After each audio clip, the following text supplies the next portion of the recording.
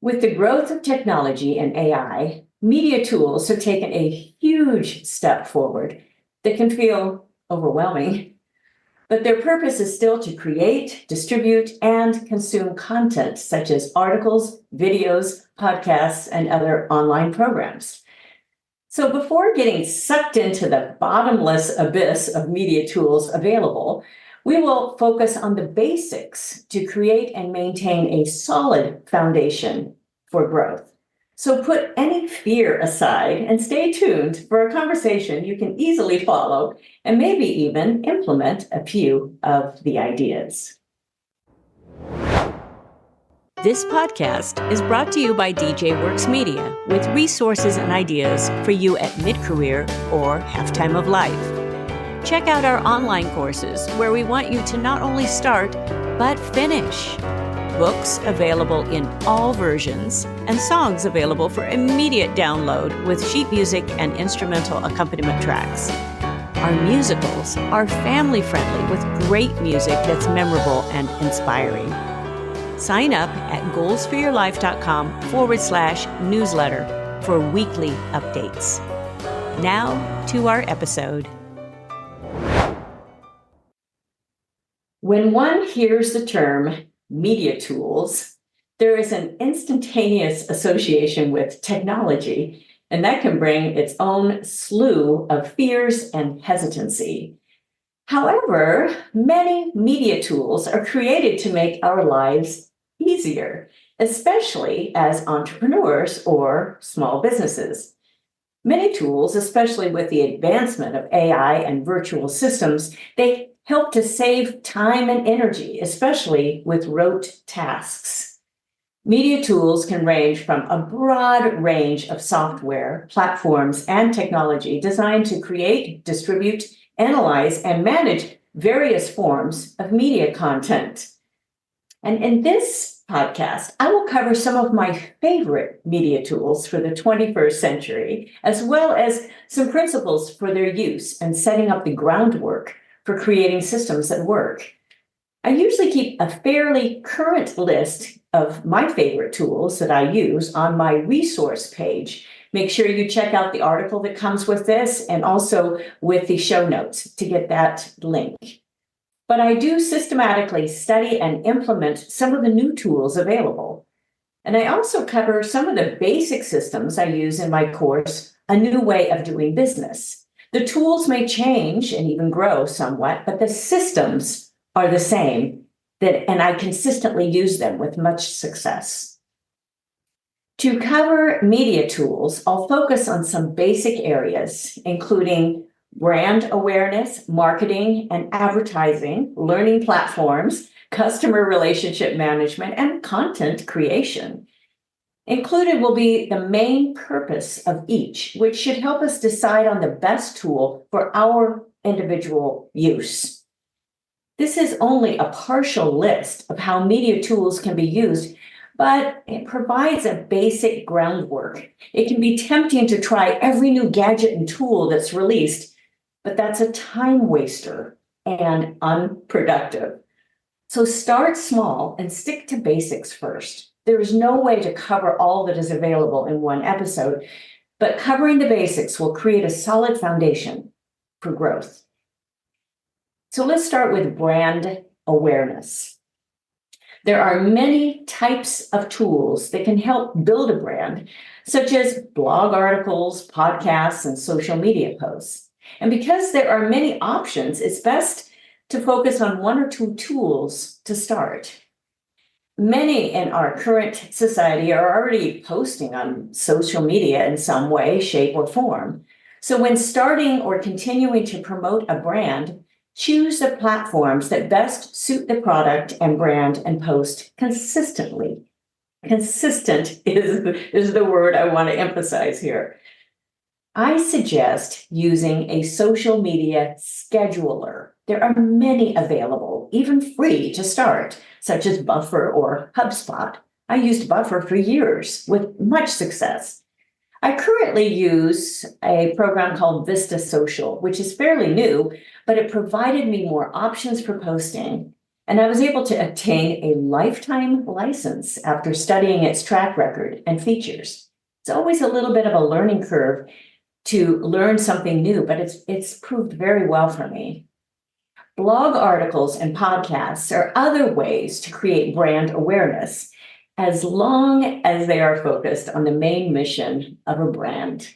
I suggest the same principle that was suggested to me before starting my podcast.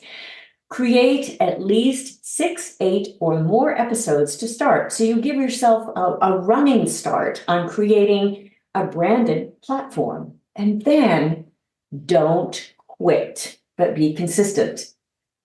According to the podcast hosting program that I put in our notes, approximately 50% of podcasts have less than 7 episodes. I delayed the start of my podcast for a full year until I knew I could be consistent. And there are many, many platforms available for hosting with good reviews, so choose carefully. I use the Libsyn platform for hosting, as it's worked well for me and it's reasonable in cost. For podcast production, I usually use AudioMass. It's a free program for cutting in B-roll cuts, and Auphonic for mastering. I have a production background, so I'm able to use a lot of my own production skills. And those links are also on my resource page, but they're very easy to use for anybody even who does not have production skills. So let's move on. Learning and membership platforms. This is big. When the world shut down for a couple years with the pandemic, the number of online options for training and membership, it expanded exponentially. And this may not be an area of consideration for you yet, but for most small businesses, an educational platform is something that provides training and expansion. A membership platform creates a space for coaching and community. And the two media platforms are different, though I've found one platform that I love that combines both. It combines both a learning management system and a membership. Well, there are many options, and I suggest doing diligence to really study the features and the benefits of the programs best suited for use.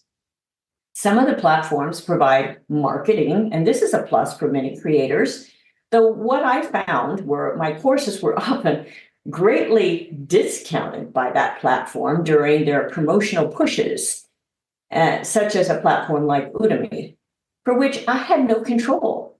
So I've really kept only one free course on that particular platform for promotional purposes, and I put others on my own platform.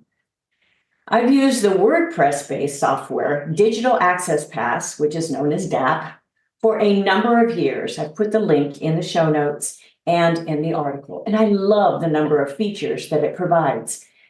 It's possible to purchase the program outright, but I've continued with a reasonable yearly fee with the support it provides, especially because I have a number of online courses.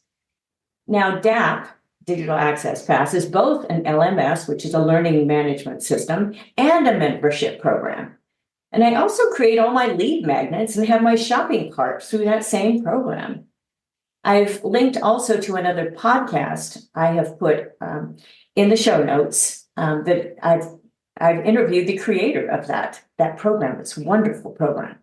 There are so many other options, though. Pursue those too, such as Kajabi, Thinkific, Teachable. There are so many others that are wonderful platforms. So study them carefully and evaluate all the fees involved, especially if you're creating more than one course, because it can get pricey. Let's move on to customer relationship management, which is a CRM. And that type of a system, CRM system, can be as simple as setting up a database on an Excel sheet or implementing a platform like HubSpot.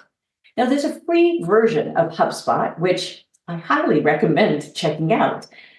I've used it, and I've also started using a program called SamDoc, and the link is in the program notes and the article, which is new, but it's very simple, and I bought into a lifetime access, so there are no yearly fees. And it's all I really need, but I've still retained my free account on HubSpot because I have some contacts on it that I don't want to lose. I can have that for however long I want. And this is an area to do more homework, as some CRMs are quite involved, and it may take more time to keep them up and learn how to use all the bells and whistles than what is really needed. So look for simplicity and a program that will help keep the contacts and leads organized. And most should also connect with email and send prompt reminders for contacting and updating contacts from leads to customers. It shouldn't be that hard to implement. So now let's move to content creation. And I love this. Content creation is an area exploding with media tools because of the launch, basically, of ChatGPT and all the AI tools that most every platform is implementing, including Google, Microsoft, and others. Now, I regularly use the free version of ChatGPT for giving me different versions of paragraphs and articles that I write, and ideas for memes and more ideas. But I've learned to always check sources for information that's provided. Sometimes it's less than completely accurate, but it's a great prompt for ideas, and it is a writer's friend. It's like another little assistant. And I found some other tools on AppSumo. I put the link again in the article that comes with this, such as Kua.ai. There are a bunch of other programs to give SEO information for my products. I have a lot of products. However, with some of these additional tools, I purchased them as they were on a promotional deal, but I don't use them very often. And I have to listen to my own advice to not depend on too many tools that suck up a lot of time to learn and implement. Stick with the basics, especially at first, or you'll find your time eaten up so fast. If you're not using Canva, this is a great program to implement and learn right away. Now, there's a free version, but I find a small yearly fee well worth the investment for my use. I also look for other programs that will provide photos and videos without copyright restrictions. But I also use many of my own photos and videos from my travels. And this creates a unique look for my brand, and it's really fun. I've also produced some memes using the AI tool, DALL-E. This is on Canva as well as other programs. However, you have to have time to experiment with the AI tools. They're a little tricky, but they are awfully fun. They can actually use up a lot of your time too, so beware. Let's move on to this last little area I really wanted to add was video and editing. And I'm adding a small section here on video and editing as it's so important for our use today. Now, most people use video already on their phones, which has grown exponentially in quality in the past years. Actually, the past 10 years is amazing. With 3.7 new videos uploaded to YouTube every day, with 271,000 plus hours of new content cutting through the noise of messaging every single day, it can be overwhelming. However, using video serves as a great branding tool, and production can be as simple or as involved as there is budget. What is most popular and important is feeling a personal connection with a product or a person. Now, this is not always easy, especially for a person just looking into a camera. And I use a couple different cameras for my podcast, depending on the laptop that I use to record. And the challenge lies with using either like an HDMI connection or a USB connection. And I've had to do a lot of experimenting and research to find what works the best. And I've included all the cameras I use on my resource page, so I hope it helps you with your process. But there are not a lot of shortcuts. You just have to do it. Now, with technology, I have found that sometimes I don't know why something all of a sudden works. I just take good notes and I make sure I can replicate the setup. And there's a lot of mysteries, but if I spent time figuring out why, I would never do any other work. And there's so much more I could cover about media tools, but every person and platform will have different needs and wants in using these tools. So start small and basic. Learn enough to be able to hire out anything you feel can be done by an outside team, but they will probably be better than you if that's their focus. But you have to be able to manage them. So I hope this has helped you and not overwhelmed you. I provided a number of online courses, and the one with the mentorship guidance, where you get the most access from me, is my Hero Mountain Summit, which I open up twice a year to individuals. But it's focused on your goals and on your life, where I can help you there, come alongside. So make the choices that work the best for your situation, whether an online program or some sort of new media tool. But again, boy, I will remind you over and over again, stick with the basics and find what works for your particular situation. Spend time with your core values and your purpose so you know where you're going, the basic parts of where you're going, and get the help you need. You can keep saying no. You can keep saying, oh, well, maybe next year, or, I'll get to that. But when will you really get to that? The reason I do what I'm doing right now, and I continue doing it, is that I want you to use your skills, your resources, your experience, especially if you're at mid-career, half-time of life, because you have so much to offer. Don't be scared by media tools. Embrace them, but use them wisely. So I hope this has helped you. Make sure you get our articles, goalsforyourlife.com/newsletter. I have a lot of online free material, but a lot of other material as well on that goalsforyourlife.com platform. Also, Deborah Johnson, speaker, DJ Works Music. So I hope this has encouraged you and helped you in many ways, or in some ways maybe. And I will look forward to being with you again next time. So bye-bye for now. Thank you for joining us. It is because of our wonderful listeners like you that we keep going strong week after week. We'd love it if you'd share and follow us to not miss a single show, and even write a review. You can also find all of our articles, products, and links at womenathalftime.com.